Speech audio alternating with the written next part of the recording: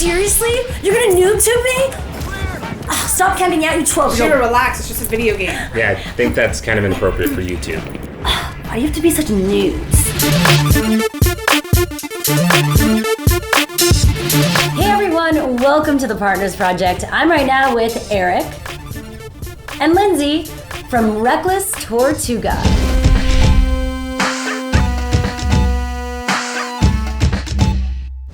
They are two of the three creators of the comedy channel Reckless Tortuga. You might know some of the videos like Online Gamer and Psycho Girlfriend.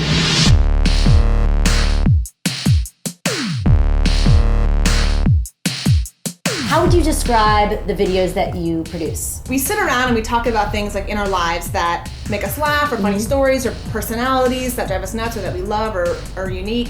And then we come up with scenarios around them, like either the exact story, maybe exaggerated. And we've had success with that because, like Psycho Girlfriend, everyone can relate to girls being crazy. Like, I would put on Love Actually and The Notebook, and I'd be like, that's what I want. And he would never do it. And then Online Gamer, everyone knows those angry gamers. The Red Ring of Death! New maps just came out and it's a double XP weekend! Ah! When we find something funny, usually most people can relate to it. Yeah. So that's kind of what we do, is we look for things that we know and people will be able to relate to. Alright guys, my stupid girlfriend wants me to hang out with her friends, so I guess I'll talk to you later. And you were friends in acting for fun or professionally? Lindsay and I went to school together. Okay. We went to high school together. Yeah. And then Jason, who is our director, editor, producer, he and I met through a mutual friend, and then I introduced them, and And now we're engaged, so Aw. he's a Yeah. little matchmaker. so that's how we all know each other. Were you always collaborating and creating videos together? Jason and I were. Yeah. Jason and I had done a few short films together. I took some sketch writing classes, so I had a bunch of sketches I had written, and then they had been working together. They had gone to some festivals and had success there, and so they were thinking of continuing that. And then when I had these sketches, we were like, let's just shoot a couple and put them on YouTube, and we'll put our friends in it, and it'll be fun, and we can show our friends what we did. And then one of the things we did was racism in the elevator, Yeah. and that went up and it went viral. Every 45 seconds, a black man enters an elevator, and some stupid white clutches her purse for her dear life. So that was the first video to get really popular. Yeah. And For what was sure. that based around? Well, we were coming up with PSA ideas Yeah. that were like things that annoy people in everyday life, and I was like, we should do one about racism and And I girls was- holding, or just white people holding their purses when a black man's in the elevator. Yeah, and so we all were talking about it and dissecting it and like what is funny about it and how can we like walk this fine line of racism and deliver like a funny, poignant message. Now, you might not think we notice, but we do. And while you think you're protecting yourself, in actuality, you're provoking a savage attack. I think Kanye West posted it on his No blog. way. Yeah. And we were like, oh my God, we're huge. Cheers! Well, what was interesting was we decided, okay, well, racism is really popular, we gotta do more of those. So we started then pumping out more racism PSAs and then just random sketches about racism. And then we became kind of known as the Racism Channel. We were like, oh wait, Right. we don't wanna be like branded as like the racist channel because it's not what we're about. We have so many other ideas. So then we started making other stuff, and it wasn't maybe like a year later, we did Psycho Girlfriend, and finally we had another hit that took off and made us not become just the racist channel. Open. Jesus Christ, what are you doing? Looking for bonus. I don't have the boner! What inspired Psycho Girlfriend? It was just one night we were trying to come up with something new, and it originally came from just the funny thing of somebody being paranoid about their significant other cheating. Yeah. And that's where it came from. It didn't matter if it was a boy or girl, it was just gonna be, so we decided that, okay, I'd play the girlfriend and I'm gonna be paranoid. And, you know, that, which couples have that fight where it's like, where'd you go? Who was that? Da, da, da, you know. And then in the end, we came up with the funny idea, okay, she actually cheated. And then once it got edited, we just titled it Psycho Girlfriend. It wasn't even supposed to be a series or anything. It was just going to be a one-off thing and just be about this one incident. And then it was so popular, we decided to make it a whole series. Oh my God, it feels so good to like tell somebody that and like get it off my chest. I want to get it all off your chest, huh? You're not like other guys. I'm not like other guys. How did Online Gamer come to be? Well, we all play video games, but Lindsay is for sure the biggest gamer out of the three of Surprisingly, us. Yeah. right? People didn't expect it, but yeah, I was playing a lot of video games. I was playing Halo 4 at the time and Modern Warfare, the first one. And being a girl online, I get harassed all the time with people hitting on me, people saying disgusting things to me, people hating it when I play. If I mess up, it's like the end of the world because I'm a girl and I should be in the kitchen making a sandwich.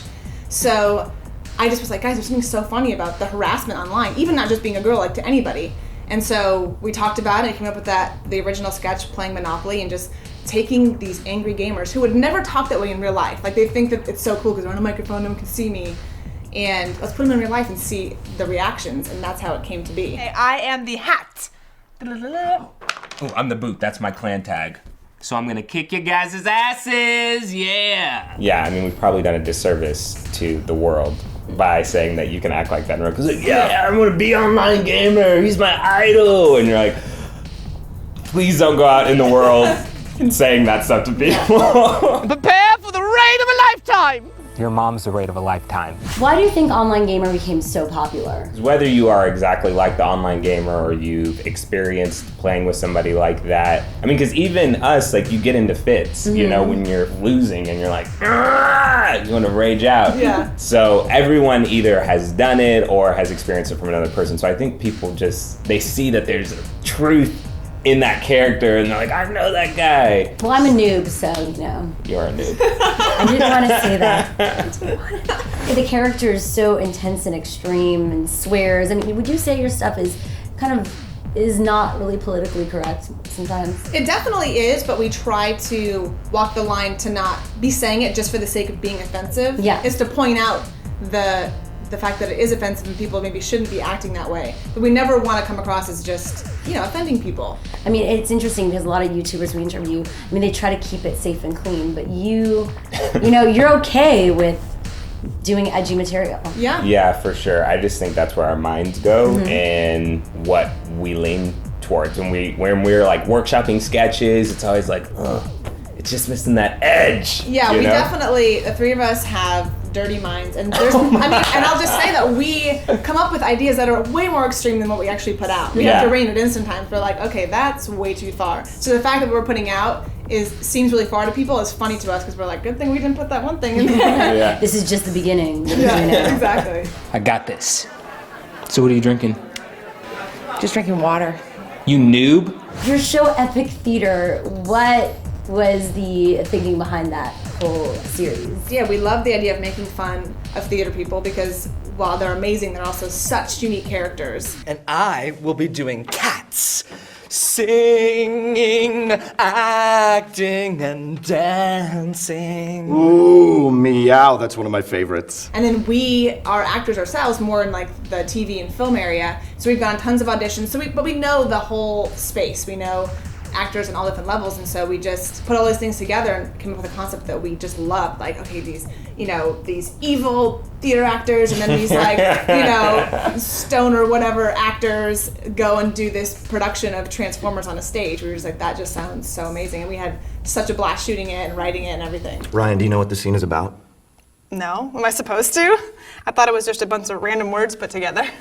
It's like the most boringest play ever. Well, I think it's so interesting because I mean, you used to audition and go through that grind. So what is it like now, being in the position you are in, where, I mean, you don't need to do that anymore? I mean, me personally, I've been acting since I was like 15 years old, and I know Lindsay's been acting for a long time as well. And going through the grind is kind of what made us take a look at doing this side of production. You're like, this is so hard. There has to be an easier way to be an actor than get rejected 10 times a week, you know? That was the impetus for us to do Reckless Tortuga, and now it's gotten to the point where when I had a full-time job and Reckless Tortuga, I was like, I don't even have time for auditions. And what's nice about it is we don't have that. That's all we have going on is, okay, please book this. So we get so much creative fulfillment from this that it would be like, okay, I'm gonna audition, do that, come back, and then do this. So it would be stress-free, which would be really nice, not to have that like, please. Yeah, because auditioning was stressful as hell. Yeah. I mean, you're like, You're putting everything into it. Yeah. So it's like not having all your eggs in one basket now, and having that, that creative fulfillment. And also knowing that you have your own opportunities and your own audience, no matter what happens, and you can grow from there. Yeah. Exactly. It's pretty cool. I mean, I really appreciate where we're at. What have been your inspirations?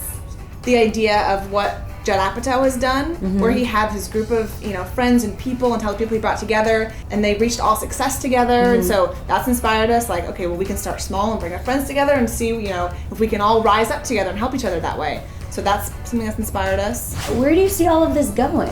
What is the future of Reckless Tortuga? It's so hard to tell because it's like new media is so interesting. Like you don't know what's going to happen with it. Like we would love to make movies and make TV shows, but at the same time, what we're doing here is so funny. Who knows where movie and TV is going to come? Is it going to meet up with new media and we're going to be right there and have our movies and TV be on the internet? So we're just kind of along for the ride and just going to keep pumping out what we're doing and just see kind of what happens. Well, thank you guys for sharing your Reckless Tortuga ways with us. Thanks for having us. And of course, thanks to all of you for watching. We couldn't do what we love doing without your support. Stay tuned next week for another Partners Project.